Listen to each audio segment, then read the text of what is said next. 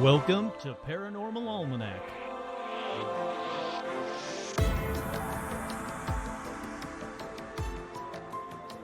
With your host, Kurt Sandvig.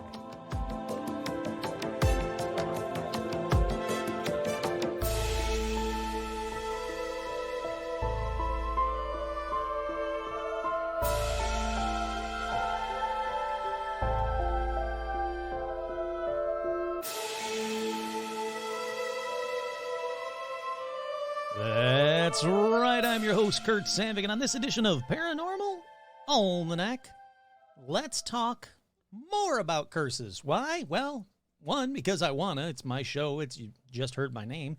And two, a story just came up in the news recently about something that you'll hear in a minute in paranormal news. So I figured, you know what? Now is the time to do another Cursed Treasure episode. But first, as always, we got shout-outs. Shout-outs to Chris, Jen, Damien and Daniel, Dusty, Eric, Joe, Marisol, Tanya, Aaron, Alexandra, Amy, April, Ashley, Becca, Brandon, Chuck, Cole, Dan, Darth Pikachu, Donald, Dorian, Isabel, Jason, Joshua, Kira, Lauren and Phil Mangano, Lauren McCune, hey howdy hi, the Lindsay Hahn, Manning, Martin, Michael, Mildog, Robin, the Sean Bishop, Sherry, Todd, Jamie and Elijah Hendrickson, Trudy, Vanessa, Veronica, Vicky, Art Muffin, Autumn, Carolyn, Cindy, Derek, Dill, Ezra, George, Harley, Heidi, Roger, Ian, Iserbreath, Jeff T, Juliana, Kelly, Carrie, Connie, Christopher, Lawrence, Leo, Liam, Ian, Loki, Megan, Nanashi, Paul, Ricardo, Russell, Seth, Scostin, Spencer, Suzanne, Tim, Void Tech, Audra, Bob, Cindy, Elizabeth, Gamerfan, J. Mark, Jade, Jerry, Kenneth, Kim, Laura, Paula, Ricardo, Simon, Terminal Animal, what's that? Will, Alicia, and Jen. With two special shout-outs, of course, as always, to Joe Teague and Stitch. This episode of Paranormal Almanac is brought to you, produced by Chris Jones and Jen Richter. Reminder to Chris Jones and to Jen Richter that as producers, it's a Patreon level. You can head on over to patreon.com to find more about that. But for you two, since you are producers, you get to choose a topic for a future episode. So let me know what topic you want me to work on. And again, for those who have been asking, you can actually send me stuff to Paranormal Almanac or Kurt Sandvig at 1812 West Burbank Boulevard, number 7102, Burbank, California, 91506. Thank you to everybody that's already checked in and sent me some stuff. It's been fantastic. Alrighty, let's get right on in to paranormal news. What time is it? It's time for paranormal news. The first story in paranormal news, Sasquatch snag. Bigfoot festival postponed until May because of growing COVID cases. That's right. COVID is affecting Bigfoot whether we like it or not. This one comes out of Marion, North Carolina. And they say that due to an increase in COVID numbers and the continued spread of COVID-19 in Western North Carolina, the 2021 WNC Bigfoot Festival has been postponed until Friday, May 27th and Saturday, May 28th, 2022. They hope that by May of 2022, things will be safer. So do I. I would love to go to this festival. I actually reached out to them, and I'm going to hopefully hear back from them soon about that. Up next in paranormal news, a cursed treasure found? Question marks? Divers search sunken Nazi steamer ship for signs of the legendary Lost Amber Room. Nearly a year after it was discovered off the coast of Poland, a sunken Nazi steamer ship is being searched by a team of divers in the hopes that it might contain the legendary Lost Amber Room. The discovery of the downed vessel, known as the Karlsruhe, last autumn sparked considerable speculation that the wreckage could be the final resting place of the ornate set of gold and amber panels that was pilfered from a Russian palace by the Nazis during World War II and obviously vanished. Now they say that the steamer ship departed from a city called Königsberg, which was the last known whereabouts of the stolen Amber Room. So there is evidence or information that kind of points them in that direction. Now, they hope that the location might finally have been found were raised even further this past December when an initial dive at the wreckage whoa, as my voice cracked, I get so excited, revealed that the ship contained specially designed crates with rubber seals that were seemingly intended to protect precious cargo. Now, they initially tried to do it in May. They tried to go down there in May, but it finally got underway last week, I believe it was. I actually am following them on Facebook. You guys can follow them on Facebook as well. Let me click on their Facebook page. It is Baltic Tech. So if you go to Facebook and you look up Baltic Tech, BALTICTECH, they actually do day-by-day updates on their dives. They're a scuba diving center. They're a good group of guys from everything that I can read so far. Now, I will say they have not found the Amber Room yet. They have confirmed, though, that the wreck is definitely the Karlsruhe, so they're in the right ship, at least the ship that they thought it was. They've confirmed that is the ship. They're on day 8. They are running out of days, though. They only have a certain time frame to go down there. So fingers crossed that the Amber Room will be found in this ship. I mean, it's a big ship. It's exactly where they found it. You know, they know it's the right ship. So, again, fingers crossed that this treasure will finally be found. Alrighty, up next in paranormal news, this is a YouTube video with absolutely no noise. It's a dick move on my part, but the story says, pub ghost moves chair while woman is sat next to it. A pub manager fears the Boozer's resident spook, nicknamed Lady Lansdowne, may leave staffs too scared to come into work, as spooky footage shows a chair tucking itself under the table and a chalkboard moving on its own. CCTV footage captured the moment a chair apparently moves on its own while Haley Budd was taking a break from serving thirsty punters at the Lansdowne pub in Cardiff, southeast Wales. It's around 7:30 p.m. Now, this was just posted on September 7th. They said that Haley, who has worked behind the bar for 8 years, said it's not the first time a creepy incident has happened at the pub, and it's rumored to be haunted by the ghost of a woman dubbed by regulars as Lady Lansdowne. So I'm going to play the video. Like I said, it's silent, so you're not going to hear crap, but it's a woman sitting at a table, small table, 4 chairs around it, facing away from the camera, kind of. And the chair moves. Her foot doesn't. So, yeah. And she kind of like, what the hell? Then it looks under the table. I will post this to the Facebook page, both the fan page and the Paranormal Almanac page, because you should see it. It is very interesting. It looks like someone just pushed in a chair, but there is nobody standing there. And she seems to be a little bit startled, looks under the table to make sure she didn't do it. Let me go ahead a little bit. All right, so the next part actually has some sound. But, unfortunately, the chalkboard's already moving by this point. And that's about it. So, it's neat. It's very neat. Like I say, I'll post it to both Facebook pages. It's very interesting to watch. I don't know what to think of the second part, but the chair, yeah, that looks to me like somebody pushing in a chair, someone we can't see. Alrighty, I talked about this one on the Facebook page. I actually had to post it as soon as I saw it, but the Loch Ness Monster might have been spotted on sonar. They say the latest sighting comes by way of a tourist who reported a rare occurrence when the legendary creature has been spotted on sonar. It happened on August 26th. Benjamin Scanlon and his family were vacationing at the loch, and they decided to go out into the water and use a sonar.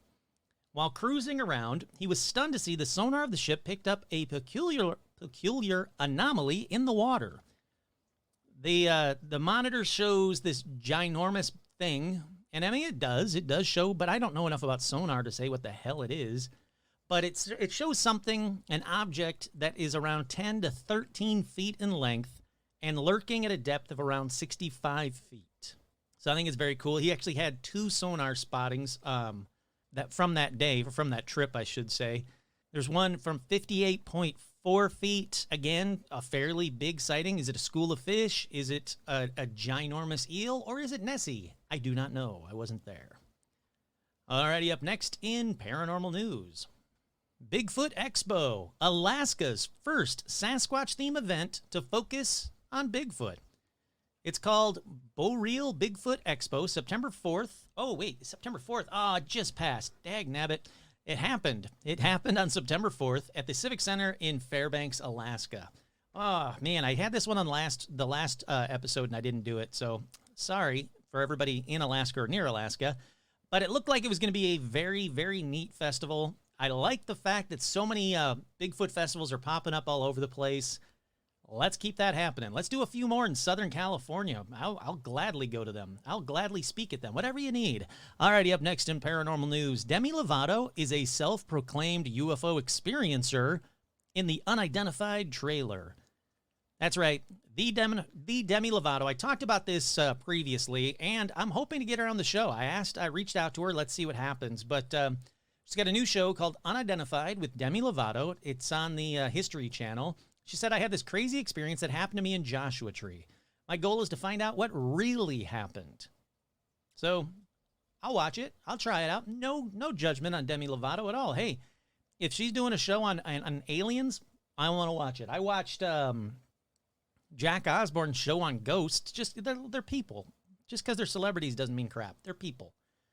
Alrighty, up next in paranormal news, a mayor shares shocking video of a ghost attacking a guard. Or as I like to say, there seems to be a video of a CCTV camera, video camera of a guy tripping himself and then freaking out about the fact that he was tripped. So it's in the little snippet. Oh, no, I guess he's still being something. Something's going on. All right, I take it back. I take back what I said. I apologize that I made him seem like he was crazy. The Colombian mayor said that I wanted to share this video with you today, emphasizing that as mayor, I have the conviction that faith has insurmountable powers. This was Jose Manuel Rios Morales, mayor of Armenia, in Colombia, I guess. He did this on the 3rd, and it's a phantom beating up a guard. He says that this office guard was walking around. They're conducting their nightly patrols, and he's strolling down the hallway before he gets like I thought, tripped into a wall. But then he tries to crawl along the ground where he appears to be being attacked by something. I don't know what to make of it. The footage ends when 2 other watchmen or guards, whatever you want to call them, come running over and like, dude, what the hell are you doing, man? The mayor said that he's assured that he's gotten some people, paranormal investigators, to go and look at it. He said, look, I don't want to freak anybody out. I went and talked to religious leaders, but something happened. And yeah, I mean, there's a video, something happened. I'll throw that video up on both Facebook pages as well. If I forget, just remind me. Be like, hey, dude, you didn't post them, and I will gladly post them. Alrighty. Last up in paranormal news, CIA paranormal program finds new life in Utah. Paul Smith's Psychic School is located in an industrial park on the outskirts of Cedar City. It's called Remote Viewing Instructional Services. Inside, a half a dozen students hailing from Colorado all the way up to Canada are practicing for their very first session. It's called remote viewing. It's a form of extrasensory perception where practitioners learn to describe an object which might be on the other side of the world without using any of their 5 senses.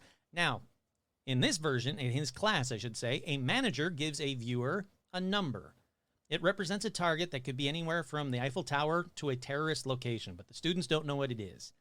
The viewer listens to the number, and then they try to find something. He says, I teach them how to get to that number, and then their subconscious goes out and finds out what that target is from.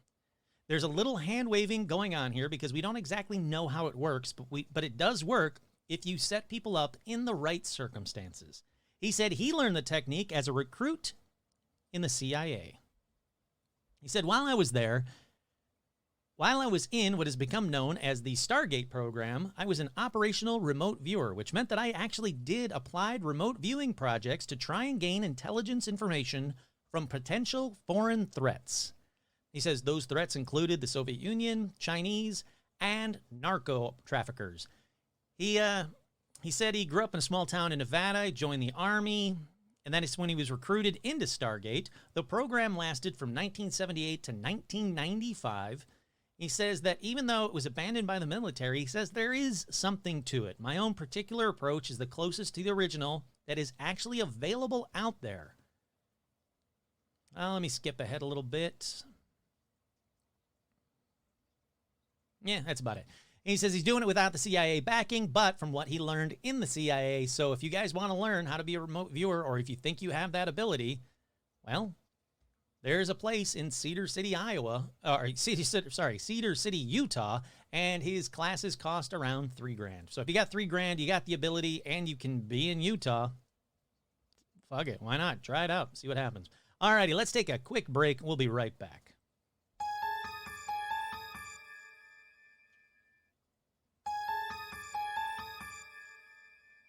We are back. That's right. Yet another cursed episode. Some of you absolutely hate them. Others don't really talk about them. So it's my show. I figured let's do another one. Let's do another one now. Now, I was initially going to do this episode in a few months. I had the outline ready, but as you heard in Paranormal News, there was an update, possible update, to the finding of the Amber Room. So I figured, well, the outline's ready. Why wait? Let's just do it now. Now, everyone knows about Oak Island, which, look, I still love. I would love to do an episode from Oak Island. That's what I'm asking right now. If anybody that is connected to Oak Island or the TV show or History Channel, I would love to just do an episode, do a live episode from Oak Island of Paranormal Almanac. If none of the cast are available, that's fine. Just let me do an episode from the island. I think that'd be a lot of fun. But, I guess I should say, so Oak Island, not on this list. Everyone knows about the King Tut curse, not on this list. So let's talk about some other cursed treasures. Now, this first one is the reason that I started doing the outline for this episode a while ago, because I heard about it, I don't know, not that long ago. I couldn't tell you exactly when I first heard about this treasure, but I was like, come on, no way, seriously? Because it's kind of connected, as you'll hear, to the Hollywood Bowl, which I absolutely love the Hollywood Bowl. Before the pandemic, I loved going to the Hollywood Bowl. I would go there with Joe Teague and his wife, Elisa. They were fantastic hosts. Loved going there. And I was like, there is a treasure that is supposedly cursed somewhere right by there? Let's talk about it. It's called the Cahuenga Pass Treasure. And it says, beneath this tree lies the treasure. So we already know. If you guys are listening right now, stop listening. Or if you're driving over to the Hollywood Bowl, look around, find the tree, and start digging. You're going to get the treasure. And it's cursed. What the hell? There's more to it. Hold on.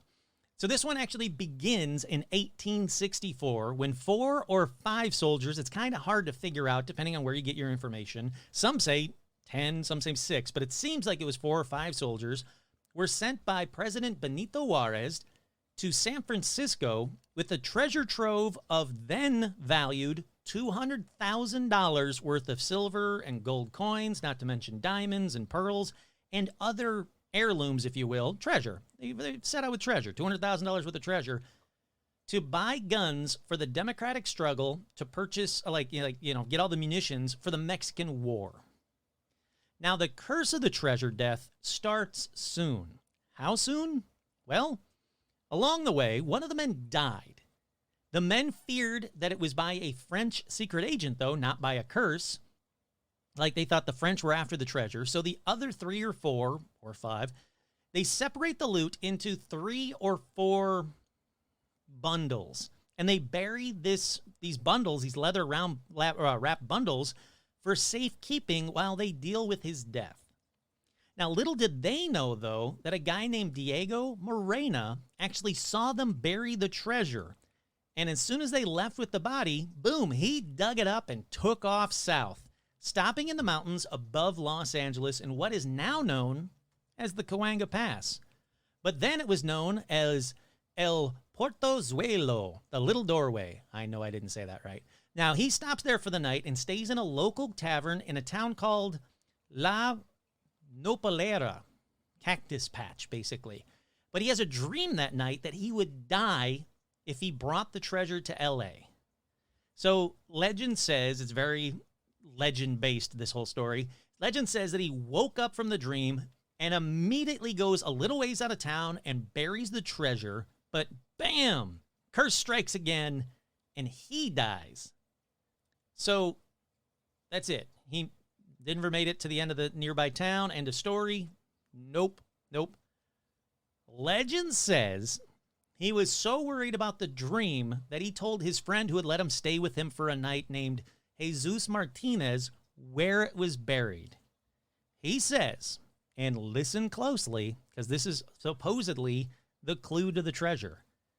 On the side of the pass, about halfway from the tavern to the summit on the hillside opposite the main road, beneath this tree lies the treasure. Now, before we get to Jesus, let's go back to those remaining guards or whatever you want to call them, the guys that took off to San Francisco.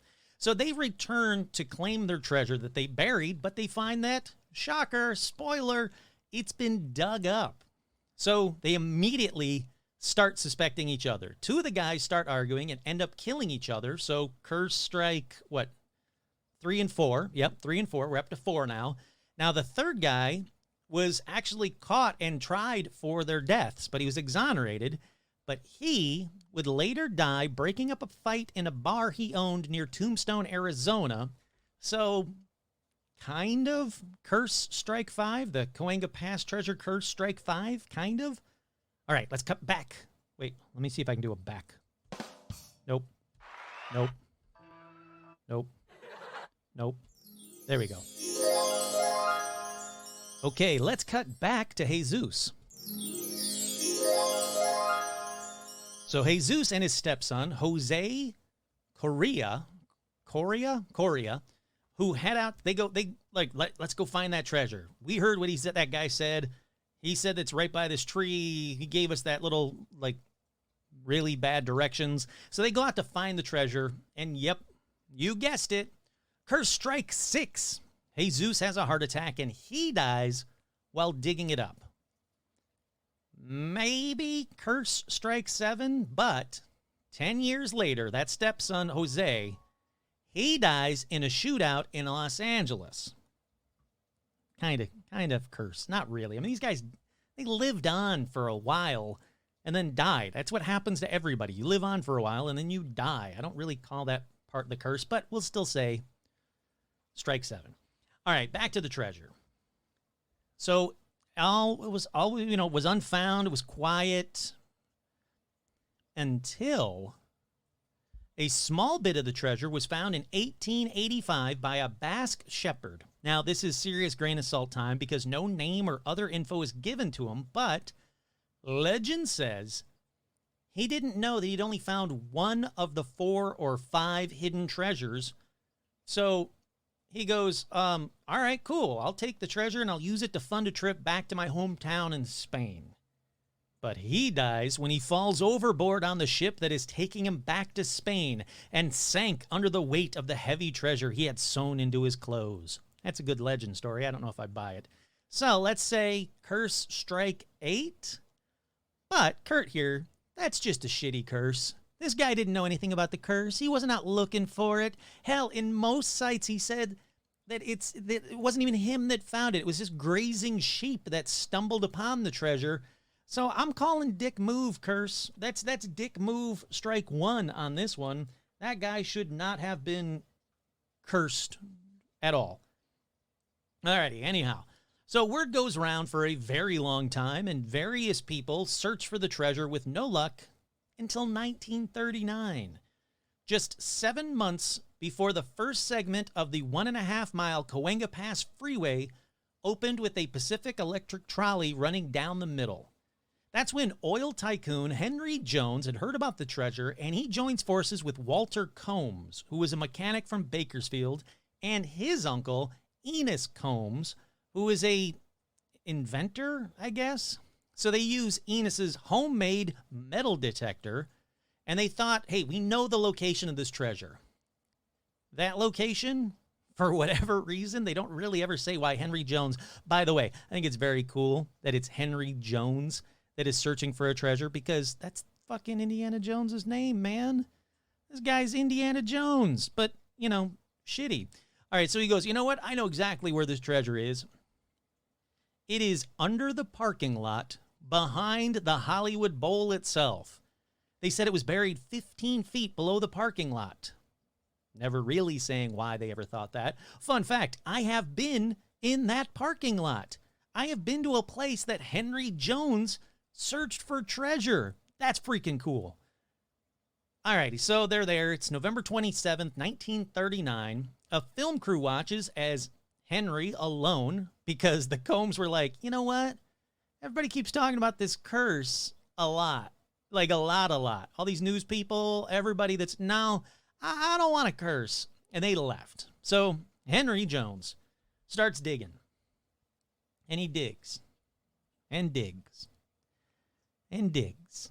I'm going to do two more of these. And digs.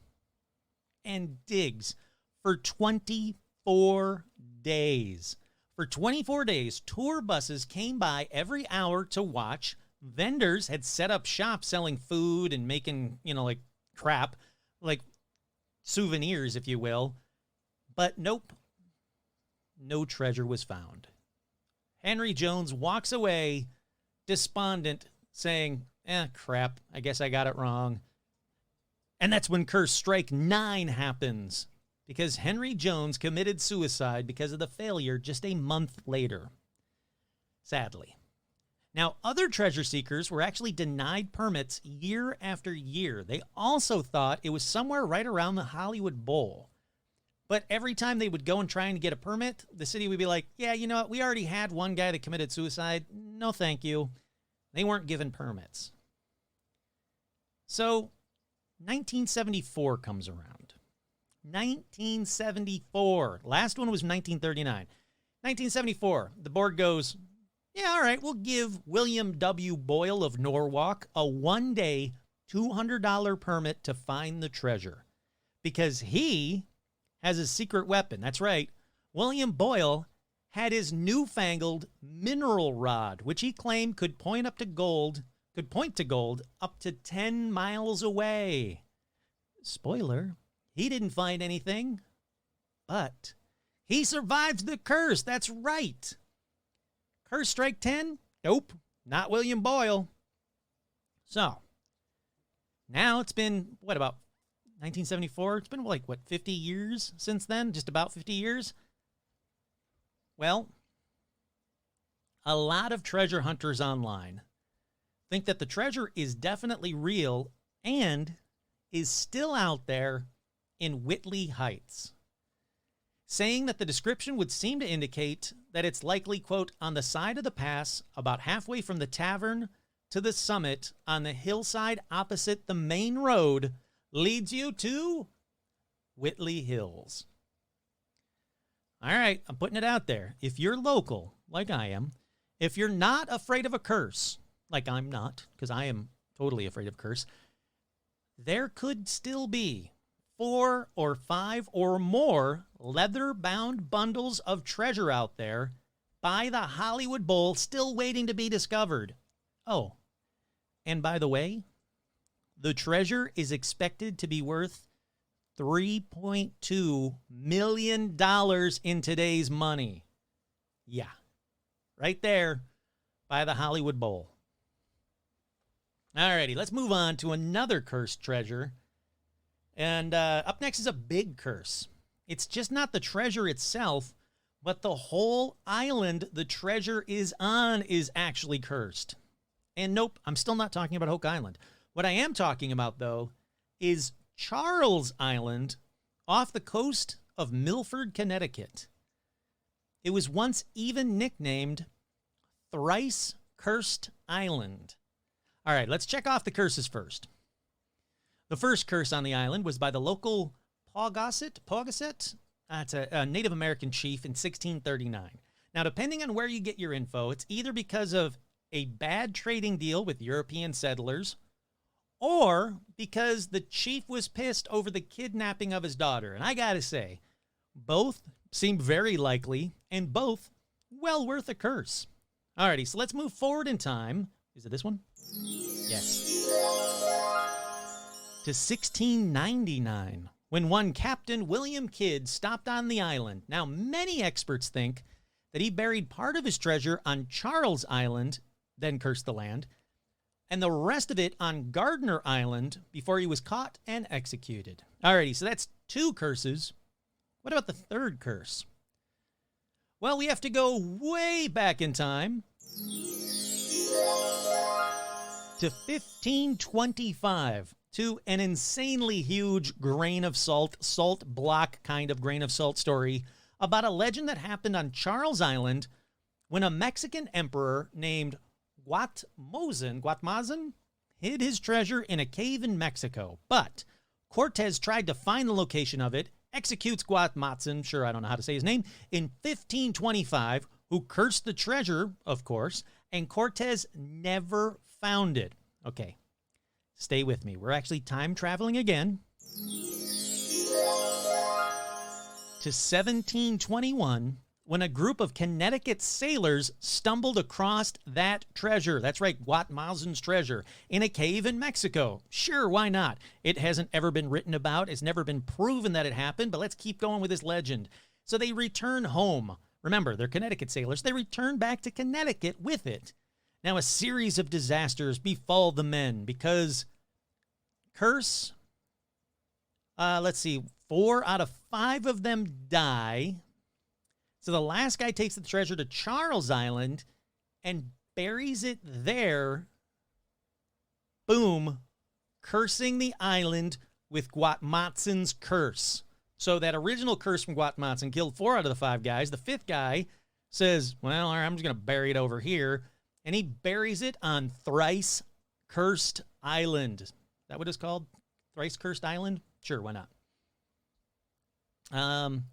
Yeah, Thrice Cursed Island. Yeah, all right, so we're good. All right, so we got all thrice curses in there. So, since then, many people have searched for the treasure there. But just like the Cahuenga Pass treasure, this island has changed a lot since back then. It's been a yacht club, an amusement park, military installations in World War I, and a nuclear power plant. Today, it's part of the Silver Sands State Park and acts as a natural area preserve, home to the Connecticut's largest breeding colonies of herons and egrets. Visitors seeking treasure are warned to be wary of the strength of the tides which rush in to separate the island from the mainland. So, if you're local there and thrice curses doesn't bother you, go search for a treasure or two there, because there seems to be a whole lot of treasures there. Now, remember, any treasure hunters who hear about a treasure on Paranormal Almanac are required by curse to give me a portion of the treasure. I was going to say, I will, all right, look, if 3 is thrice, because I'm trying to curse the island right now, I'm trying to add to the curse. All right, if 1 is once, 2 is twice, 3 is thrice, what is 4? Actually, I don't think I know this. Since I don't want to look it up while I'm talking to you guys, or rambling, I should say, let's just say I will force, that's F-O-U-R-C-E, I will force curse the treasure. That's right.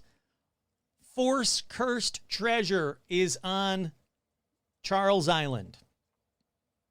All righty. 2 stories, both with a lot of treasure, might still be out there. So let's keep on moving on to, another cursed treasure that might still be out there. This one is called the Lost Dutchman Mine in Arizona. Now, it's near Apache Junction, east of Phoenix, Arizona, near Wickenburg. It's in a set of mountains called the Superstition Mountains. Now, some Apaches believe that the hole leading down into the lower world, or hell basically, is located in the Superstition Mountains. So if you go there, you might be going into a hole into hell, but we aren't here for hell holes.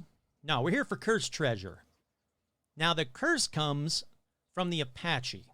Now, they said they knew the mountains were filled with gold, but the vengeful god of thunder, I'm just going to assume they don't mean Thor.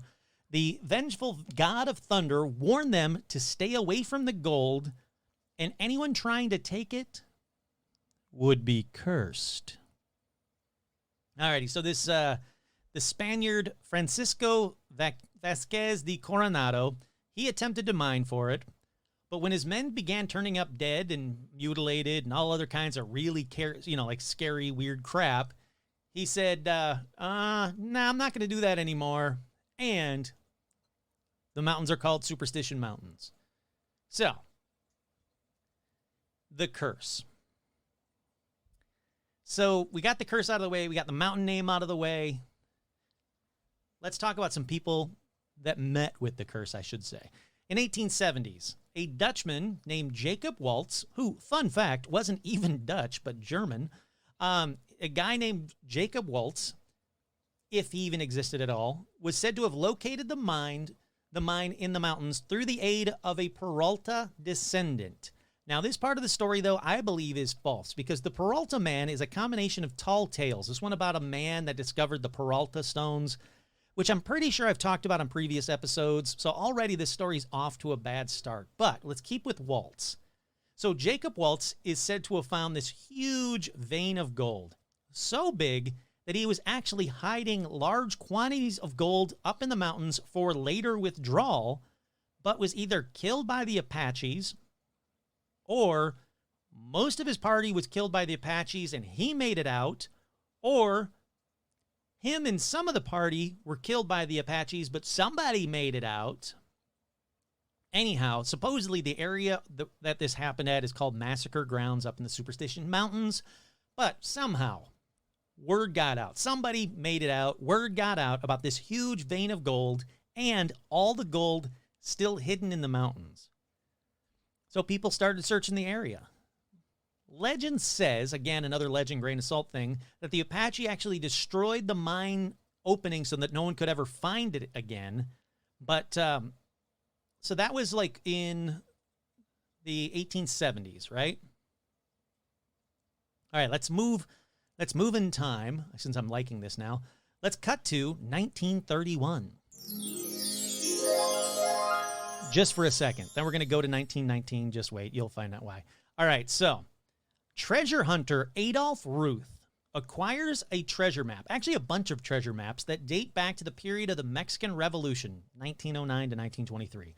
It was actually Adolph's son, Irwin, who actually provided these maps, this stack of maps to his father. Now, the maps were part of a generous donation given to Irwin for saving the life of a Mexican officer. So they were like, hey, here you go. This could be really valuable.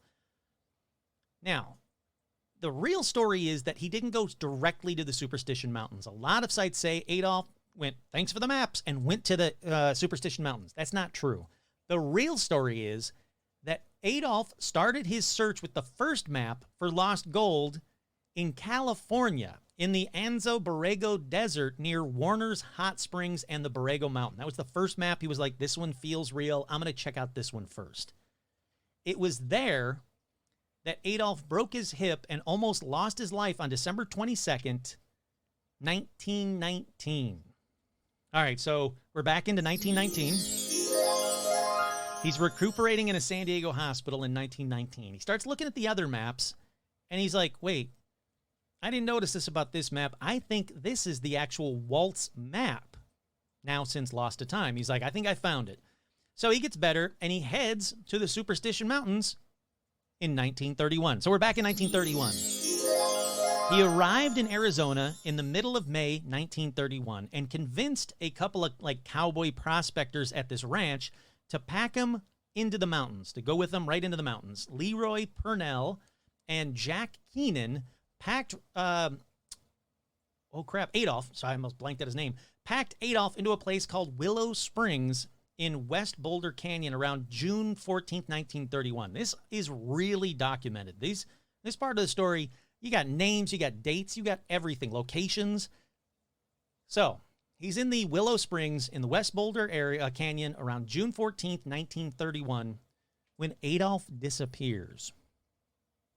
So the owner of that nearby ranch where he got the two guys to go with them says, this is weird. I haven't really heard from Adolph. He's going to be back in a couple of days for supplies. Something's up. So he went out looking for him, and they discovered that not only was Adolph missing, but the camp was abandoned for a few days. So he rides back into town to the authorities, who send out a search party for Adolph. For 45 days, they search for Adolph, and then they discover Adolph's skull. On December 10th, 1931, Deputy Sheriff Jeff Adams and William A. Barclay found the remainder of Ruth's skeleton in January of 1932. They find the skull in December of 31. Like a few weeks later, they find the rest of his skeleton. The skeleton was in a small tributary on the east slope of the Blacktop Mesa. Now, despite what a lot of sites want you to think, the reason his skull was separated from his body was because of scavengers like coyotes, despite what they want you to think. He was not decapitated, and no note was found in his skull saying, Veni, Vidi, Vici. I came, I saw, I conquered in Latin. The consensus of the search party at that time was that he got lost, dehydrated, and died. There is a very weird thing, though. There is an still unsigned, and unverified copy of Dr. Alex Rickla's report about Adolf's skull. The report says that Adolf died of a gunshot wound to the head. But the Arizona authorities, the authorities in the area, say, I don't think that this report is accurate or legit in any way, shape, or form. They think the report was done to try and build up the media reports about the Dutchman's mine, basically, the lost Dutchman mine. So that seems to be very odd. I'll give you that. It is very weird that there is an unsigned death report, whatever you want to call it, certificate, about his skull, that he died of a gunshot wound, point blank to the back of the head, but nothing verifies it. There are also a lot of sites that say that Veni Vidi Vici wasn't actually in his skull, but it was in his wallet back in camp. And a lot of people say that's proof that he came, he saw the treasure, and he got the treasure, and then was killed for the treasure. Big grain of salt on that one as well. Alrighty, so let's see. Let's move from there to sometime in the 1940s. It's very unclear, really, and frankly, at this point, I was like, I don't know, 1940s is close enough for me. When treasure hunter James A. Cravey made an attempt to locate the gold mine, but was also later found dead. Grain of salt time. His headless body was discovered first. It wasn't until 6 months later that his skull was found. I can't prove any part of that. A lot of the sites want to make it seem like everyone I'm about to tell you that searched for the treasure were found with their skulls separated from their bodies. Again, could have been. Chances are it's because of coyotes. Alrighty, so from there, let's move to February 1951. Dr. John Burns, a physician from Oregon, was found shot to death on Superstition Mountain. There you go. That one is shot to death. The official ruling, though, was that the death was accidental. It was an accidental shooting. He wasn't murdered, basically. All right, from there, we go to 1952. Joseph Kelly from Dayton, Ohio, tried to find the mine. Boom, never seen alive again. His body was eventually found near Weaver's Needle 2 years after he disappeared. Some sites, or most sites really, say he'd been shot in the head and that his body was separated from his head. That same year, 1952, two California boys named Ross Blay and Charles Harshbarger vanish in the Superstition Mountains. Nothing found. 1955, Charles Massey, who was out hunting with a .22 rifle, was found shot between the eyes by a heavy caliber rifle bullet. Again, the coroner said this was an accidental death resulting from a ricochet, a hunting accident, basically. January 1956, this guy from Brooklyn, New York, reported to police that his brother, Martin Ziwotho, who he believed was out searching for the lost Dutchman mine, had been missing for several weeks. A month later, his body was found with a bullet hole above his right temple. Although his gun was found under the body, the death was ruled suicide. A lot of people say, well, then how did his gun get under his body? Well, he fell on it after he shot himself. The death was ruled as suicide. Then, 1958, a deserted campsite was discovered over the northern parts of the mountains. This one's bizarre. This one is weird. Things like cooking tools, cleaning supplies, a Geiger counter, some personal letters were left behind, and some blood-soaked sheets. none of the party was ever found. 1959, two men by the name of Stanley Hernandez and Benjamin Ferreira went out looking for the Lost Dutchman mine. They said, we found it. We're rich. Look at this. We found all this gold. Well, what they discovered was called pyrite, fool's gold, if you don't know what that is. So they start freaking out about like, oh my God, we found all this gold. We're going to be rich. We're going to be rich. And Stanley ends up killing Benjamin and then going to jail for it. Same year, 1959, Robert St. Marie was attempting to drill a hole all the way through Weaver's Needle when he was killed by a prospector named Edward Piper. 2 months later, Piper was found dead. Nothing too really spooky about that. He was found dead because of a perforated ulcer. Alrighty, we're into the 60s. October 1960, a group of hikers found a headless skeleton near the foot of a cliff on Superstition Mountain. 4 days later, the investigation determined it belonged to an Austrian student named Franz Harrier, who was out looking for the treasure. 5 days later, another skeleton was found, which was identified the next month to be that of William Richard Harvey, a painter from San Francisco, California, also out looking for the treasure. January 1961, a family picnicking near the edge of the mountain, because that's where you want to go for a picnic. You want to go to a mountain that seems to be just covered with skeletons and headless corpses. Yeah, that seems relaxing. So this family start picnicking near the edge of the mountain, discover the body of Hilmer Charles Bowen buried underneath the sand. That's what you get, family. He was a Utah prospector, had been shot in the back, out looking for the treasure. 2 months later, still in 1961, another prospector from Denver, Colorado, named Walter J. Mowry was found in Needle Canyon. He was shot to death. They ruled it as suicide. Sure. Some sites say his body was bullet-ridden, so that doesn't seem like a suicide to me, but we'll keep going. There's so many. 5 days later, another skeleton was found, identified as... Oh, wait, nope, I said that one already. That's the painter from San Francisco. Sorry. Fall of 1961, prospector Jay Clapp tried to find the mine. He vanishes in July. Then, in 1964, 3 years later, they found his skeleton, missing its head. 1963, a man named Vance Bacon, who was working to tunnel through Weaver's Needle, fell to his death, but some sites say there were a bunch of rifle shots and indications of foul play. I don't know about that. 1964, brothers Richard and Robert Cremus were found dead at the bottom of a high cliff. That same year, an elderly couple was found murdered in an automobile at the base of the mountain. 64, moving on 70, sorry, 1970. We're going to jump all the way to 1970. A prospector named Al Morrow was killed by a boulder that fell into a tunnel that he was digging. Now, there are a lot. I'm going to pause right here on the deaths for a moment. There are a lot of sites that say there's a bunch of weird things that happen up in Superstition Mountains. Like when you're around hiking up in there, boulders seem to start, like if someone was pushing boulders on, like down to you, down to where you are from the top of the mountain, like boulders just seem to be pushed by nobody. Or it's a freaking mountain and boulders are rolling down mountains, and that's what happens in mountains. But a lot of sites say that it's something paranormal. The curse is actually something paranormal that actually pushes boulders and crushes a bunch of people. Let's see, where were we? Let's see.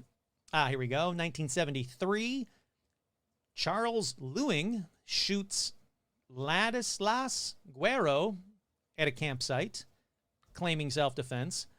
76, a guy was out looking for the treasure. A prospector named Howard Polling was found dead of a gunshot wound. 77, Dennis Brown, found dead, gunshot wound. 78, Manuel Valdez was murdered up in the mountains. They don't really say if he was looking for the treasure. 1980, the skeleton of a man named Rick Fenning was found. Supposedly he was out looking for the treasure. 84, a prospector named Walt Gasler, who had been searching for the treasure most of his life, was found dead in the Superstition Mountains. Now, in his pack was gold ore, later discovered to be identical to that of the ore that Jacob Waltz had found and had on him. That one's interesting. That one kind of ties that there is a big vein of gold up in the mountains. Alrighty, from 1984, let's jump all the way ahead to 2009. Jesse Capin dies in the mountains trying to find the gold. And that's the newest one I can find. The newest death that I can find for the Lost Dutchman mine was 2009. Many Dutchman mine experts say that at least 600 people have lost their lives trying to find the treasure. I don't know if that number's accurate. I was trying to go through all the different sites, and after a while, I was like, Jesus, all right, we've hit enough. This curse is strong. We've hit enough deaths. This is fine. This is plenty. Maybe 600 people did die. This mountain seems to be just taking people. It just seems to be just littered with skeletons. Like if you just like were driving by it, you could look up in the mountain and it would just be nothing but skeletons all over it. So I don't know. How about you don't search for this one? Any listeners in the Arizona area or wanting to go to the Arizona, just don't search for it. I lost count on how many deaths I did read about, but I can tell you is the curse number is high on this one, so just don't. Okay? Let's leave the Lost Dutchman mine lost. Unless you really love skeletons. If you like every year you go and buy a bunch of skeletons from like Home Depot or something for your front yard and you're getting sick of spending so much money on plastic skeletons, I don't know, go here. Go up to this mountain and just start picking skeletons off the mountain. You don't even need the Lost Dutchman mine. You could be selling skeletons for the rest of your life. So just do that.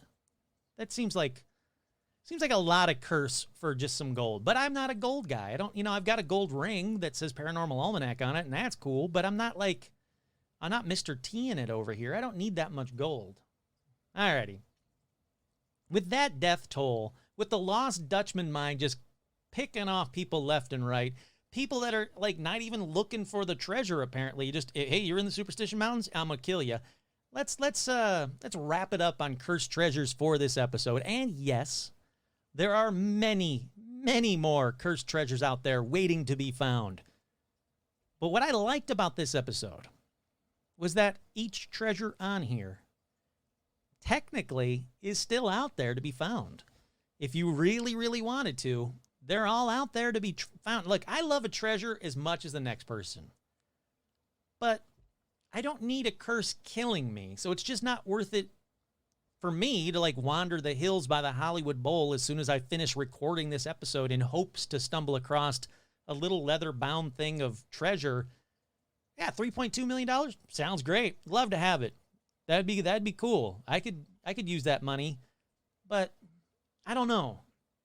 I'm just not inclined to drop everything and head on over to the Hollywood Bowl and just start metal detecting around. Maybe I will. Maybe I'll get a metal detector and actually search for the treasure for a little bit. I don't necessarily need the curse part of it, but, maybe I will. Who knows? Look, I think I'd much rather be poor and alive than dead and have my name read by some other idiot doing their own podcast from their house. I already know how to do poor and alive. I do that fairly well. I'm fine with that. All right, with that said, any of you guys, any of these treasures new to you? I'll start with that one. Because, like I said, that Hollywood Bowl one, the Cahuenga Pass treasure, I really didn't know about it for that long. I think it's a very cool treasure. Any of these treasures new to you? Any of these treasures make you go, well, shit, I kind of want to go out and look for that. That seems cool. I live by Charles Island. I live by Superstition Mountain. I live by Cahuenga Pass. I'll go looking for some treasure. Huh? Did I inspire anybody to be the next Curse of Oak Island? Maybe that's how I do it. Maybe I do the Curse of the Cahuenga Pass treasure, and then it's just me. I got a brother. I can bring my brother out here. Me and my brother trying to find treasure. They don't find crap, and they've been doing it for 8 years?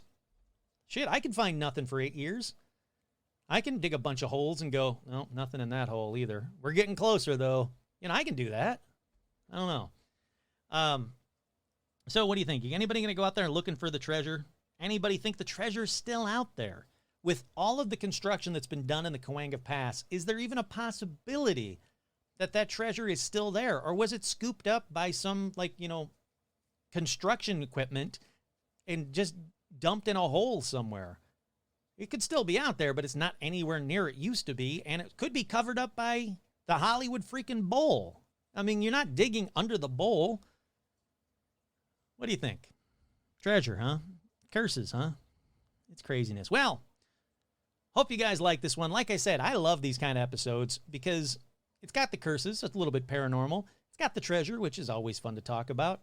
And frankly, it's my show, so I figured let's do another episode about it. Alrighty. Once again, I'm your host, Kurt Sandvik, and this has been another edition of Paranormal Almanac.